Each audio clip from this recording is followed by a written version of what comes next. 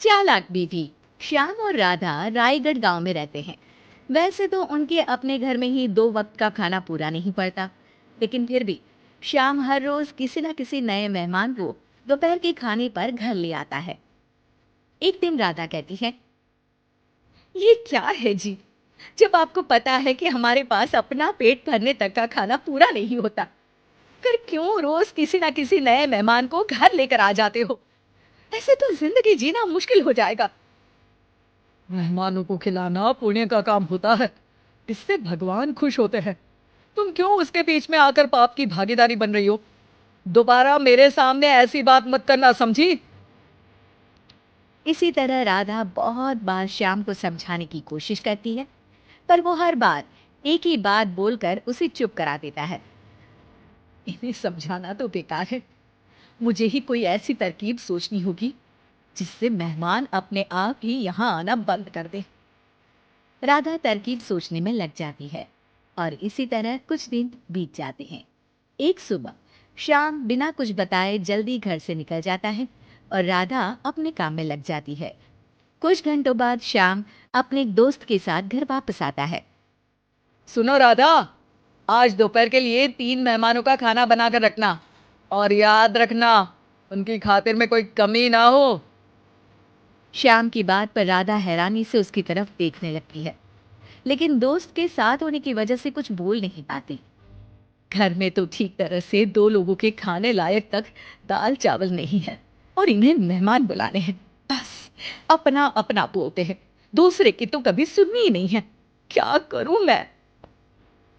राधा क्या करूं क्या नहीं की उलझन में फंसी ही होती है कि उसके दिमाग में एक तरकीब आती है, जिस पर वो श्याम और उसके दोस्त के घर से बाहर जाते ही रसोई में से सिलबट्टा निकाल कर लाती है।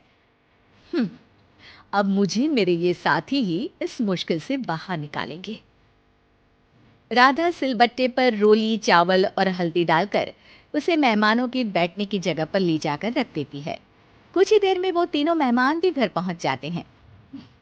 आइए जी, पधारिए, हमें आपका ही इंतजार था। जी शुक्रिया। श्याम भाई कहाँ है?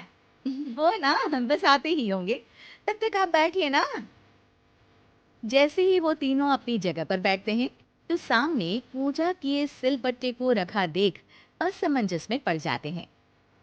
और बहन, ये सिलबट्टे की पूजा कर इसे यहाँ क्यों रखा है? क्या ये आपके यहाँ का कोई रिवाज है?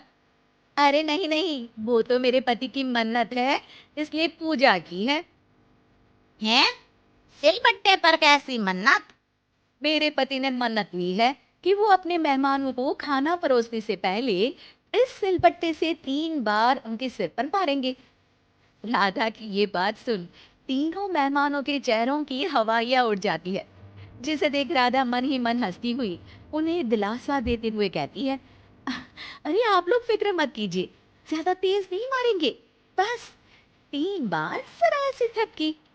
और ये सुनते ही तीनों मेहमान डर से कांपते हुए तुरंत अपनी जगह से उठ खड़े होते हैं। अरे अरे, आप सब उठ क्यों गए? मेरे पति बस आते ही होंगे, फिर सब साथ में खाना खाइएगा। अरे जी नहीं, हमें कुछ नहीं खाना। ये कहकर तीनों मेहमान बिना एक पल की और देरी किए घर से बाहर भाग जाते हैं, जिन्हें जाते हुए घर के अंदर आता श्याम देख लेता है। अरे वाह राधा, उन तीनों मेहमानों ने तो बड़ी जल्दी खाना खा लिया। नहीं ना, बिना खाए ही चले गए। अरे वो क्यों? क्योंकि वो खाने से पहले मुझसे ये सिलपट्टा मांग रहे थे, तो मैंने बोल दिया कि मेरी माँ ने दिया है, मैं नहीं दे सकती। बस फिर वैसे ही चले गए। राधा की बात सुन श्याम गुस्से से लाल होकर उस पर चिल्लाने लगता है। तुम पागल हो क्या? मेहमान को नाराज कर दिया। मेहमान जो मांगे उन्हें वो देना हमारा फर्ज है। इतनी सी बात तुम्हें कब समझ में आएगी? मैं अभी उन्हें ये सिलबट्टा देकर वापस घर में ले आता हूँ। तुम खाना तैयार रखना। अब श्याम सिलबट्टा उठाए घर से बाहर निकल जाता है और मेहमानों को ढूंढना शुरू कर देता है, जो उसे पास में ही एक पेड़ के नीचे बैठे दिखते हैं। श्याम उनके पास पहुंचने ही वाला होता है कि वो उसे सिलबट्टे के साथ आता देख दोबारा भागना शुरू कर देते हैं, जिस पर श्याम भी उनके पीछे भागने लगता है। अरे रुको, मैं आप लोगों को ये देना चाहता हूँ। अरे आप लोग रुको तो सही। अरे भाई ये तो हाथ धोकर पीछे पड़ गया है। अरे जुबान कम और पैर तेज चलाओ। वो तीनों फिर और ज्यादा तेज भाग रहे थे। इसी तरह तीनों मेहमान आगे आगे और श्याम तिल पट्टी के साथ पीछे पीछे पूरे गांव में घूमे। जिससे धीरे धीरे गांव में ये खबर फैल जाती है भाई श्याम दयालु और उदार इंसान तो है, लेकिन अब से वो किसी भी मेहमान नवाजने से पहले सिल पट्टे से 3 बार उसके सिर पर मारेगा, जिसके प्रभाव से अब लोग उसके घर खाने पर आना बंद कर देते हैं। मैं तो उन्हें सिलबट्टा देने जा रहा था और लोगों को लगा कि मैं मार रहा हूँ। अब मेरी ही वजह से कोई यहाँ खाने पर आने के लिए तैयार नहीं है। इस तरह राधा अपनी होशियारी और सिलबट्टी की मदद से शाम की मेहमानों वाली आदत से छुटकारा भी पा लेती है और घर की शांति भी भंग नहीं होती। जरूरी नहीं कि हर जंग हथियार से ही लड़ी जाए, कुछ के लिए सिर्फ दिमागी चाल ही काफी होती है। और अगर शांति के साथ अच्छे से दिमाग लगाकर सोचा जाए तो मुश्किल से मुश्किल समस्या का समाधान मिल ही जाता है।